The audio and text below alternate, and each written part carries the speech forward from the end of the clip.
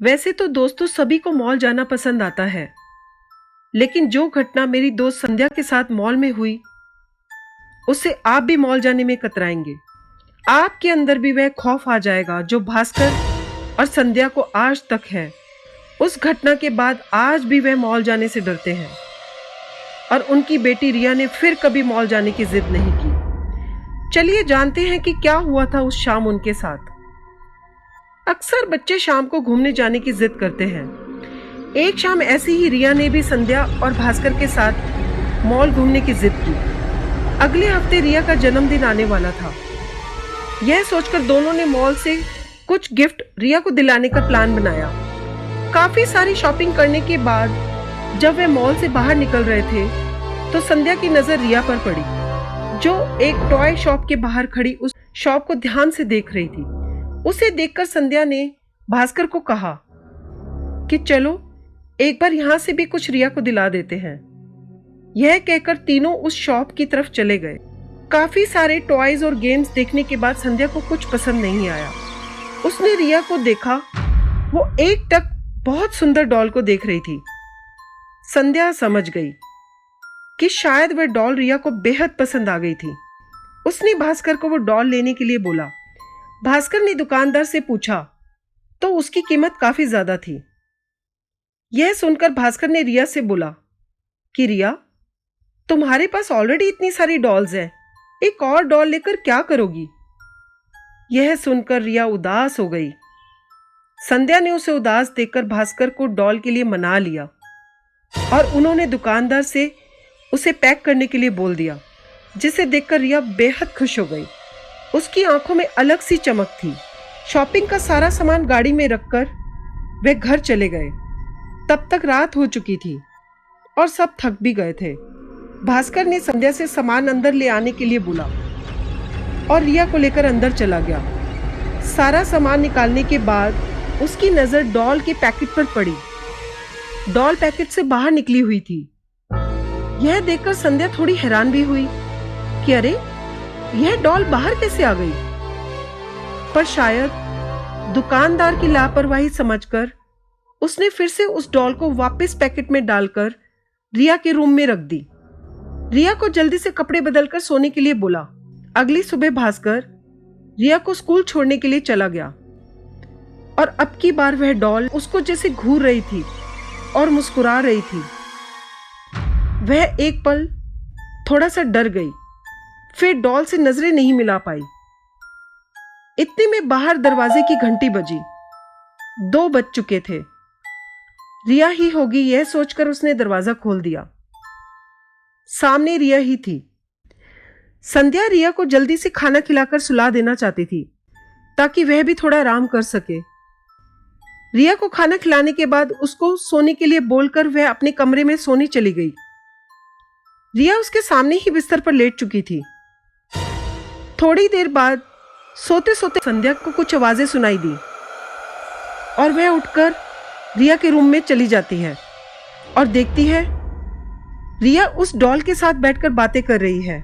ध्यान से देखने पर उसे कुछ आवाजें डॉल से आती सुनाई दी। वह थोड़ा परेशान हो गई। वह जैसे ही रिया और डॉल के पास जाने लगती है, उसी वक्त दरवाजे पर बेल बजती है और वह यह सोचकर दरवाजे की तरफ चली जाती है कि भास्कर ही होंगे। भास्कर घर के अंदर आकर रिया को आवाजें देता है, पर रिया बाहर नहीं आती। उसके बाहर ना आने पर वह खुद उसके रूम में चला जाता है और पुकारता है, रिया, रिया। पर रिया एकटक अपने पापा को घूर रही होती है, पर उसे कोई जवाब नहीं देती। फिर अचानक से कुछ आवाजें डॉल से आने लगती हैं, जो वह सुन नहीं पाता। ध्यान से देखने पर वह हैरान रह जाता है कि वहां सिर्फ रिया नहीं, डॉल बोल रही है और हंस रही है। यह देखकर वह कुछ सहम सा जाता है और हैरान हो जाता है।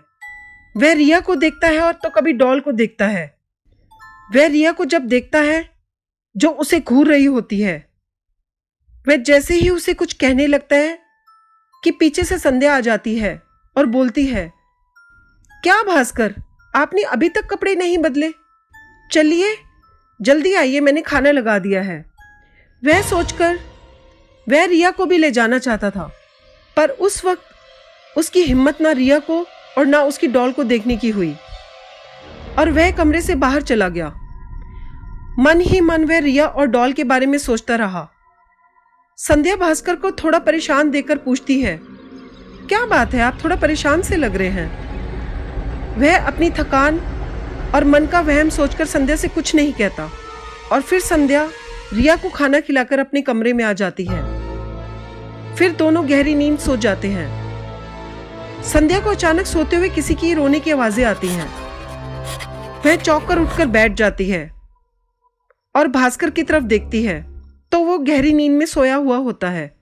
वह फिर से उस रोती हुई आवाज को सुनने की कोशिश करती है। ध्यान से सुनने पर वह आवाज रिया के कमरे से ही आ रही होती है, पर जैसे ही वो ड्राइंग रूम के सोफे के पास से निकलती है तो वो देखती है कि रिया उस डॉल के साथ बैठी है और जोर जोर से कभी हंस रही है तो कभी रो रही होती है। अजीब सी आवाजें डॉल से आ रही होती हैं। वह डर सी जाती है, पर फिर भी वह हिम्मत करके रिया को डांटती है कि इस वक्त इतनी रात को यहाँ क्या कर रही हो, चलो अपने कमरे में सोने चलो। और कहते हुए उसका हाथ पकड़कर रूम में ले जाने लगती है। लेकिन ये क्या, उसका हाथ पकड़ते ही वह उसका हाथ छोड़ देती है, क्योंकि रिया का हाथ एकदम बर्फ जैसा ठंडा होता है। वह बहुत ज्यादा डर जाती है और रिया को रूम में जाने के लिए बोलती है।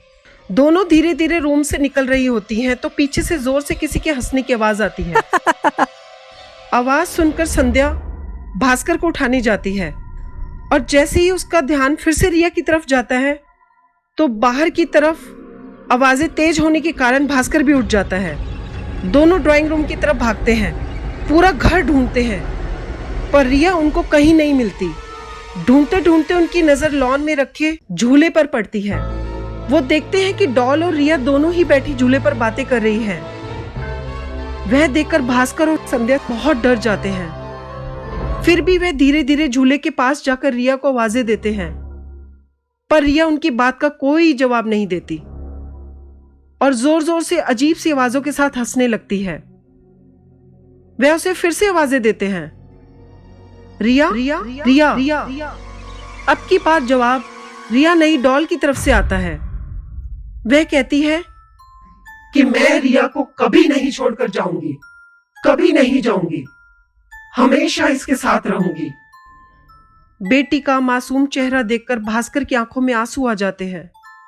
वह पूरी ताकत लगाकर डॉल को उठाकर घर से बाहर फेंक देता है और फिर संध्या और रिया को लेकर घर के अंदर चला जाता है।